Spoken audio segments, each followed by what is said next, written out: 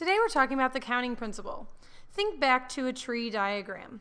If Tyler wants to take classes at a community center and the table shows the options that he has and the days that he can take the classes, how many classes is he considering? And how many days are they offered? So 3 classes for 2 days. If we completed a tree diagram, he could take drawing on Monday or Tuesday. Oop, I put T first, but that's okay, we'll just go with it.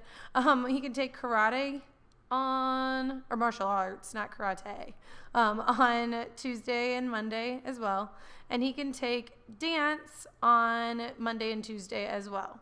So he has 3 options here, but 2 options of days, so 6 total options.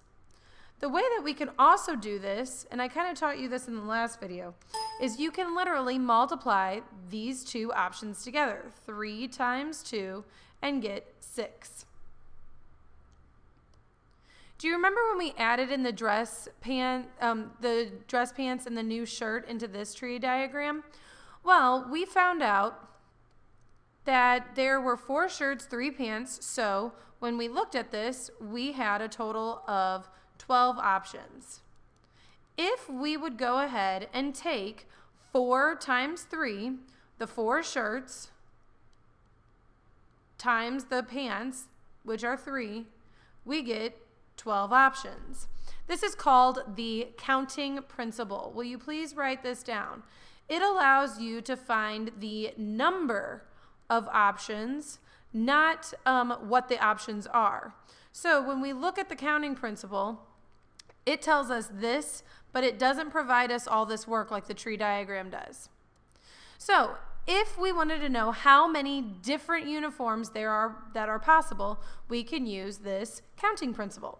So your soccer team choices are yellow and green shirts, while we have white, black, and green shorts, and then 4 different colors of socks.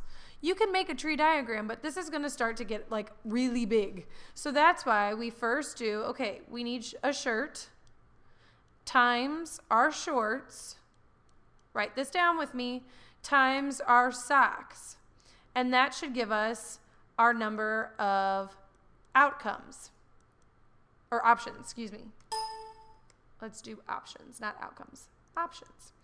So we take, and we know that we have 2 shirts, we have 3 shorts, and 4 socks. 2 times 3 is 6, times 4 is 24 total uniforms.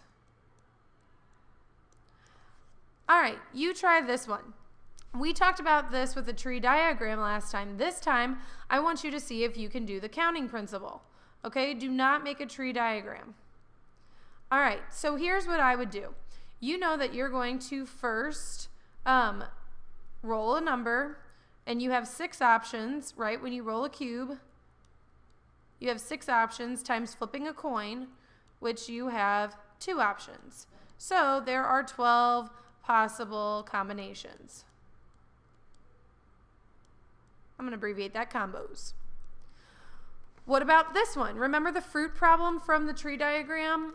If you have 5 pieces of fruit and you want 1 for a lunch and 1 for a snack, how many lunch options do I have? I have 5.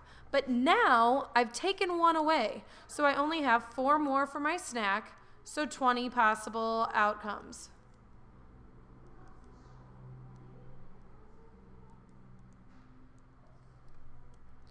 What about the door problem? To win a carnival prize, we've got 3 doors here and 3 presents. Okay, we want to use the counting principle to figure out how many total options we have. This is the same kind of question that we had the other day. So for this one, you would take your 3 doors times your 3 presents, and we know that there are 9 options. So if we wanted the probability of figuring out of getting a prize that is blue or yellow that's behind door 2, we know that there are 2 possibilities, right? Because you could pick door 2, get a yellow box, pick door 2, get a blue box out of the 9. What about the puppies? Let's talk about those Labrador Retrievers. Remember, we made a tree diagram of this. How many possible combinations are there? Well, we have to first pick male or female. So there's 2 options. Then we have to pick their color. Oh, color. Forgot my O there. And we know there's yellow, brown, or black. So multiply by 3 and we get 6 possible outcomes. So if we wanted to know the probability of choosing a female yellow lab, it would be 1 out of 6. All right, and that's all I've got for you today. I will see you next time.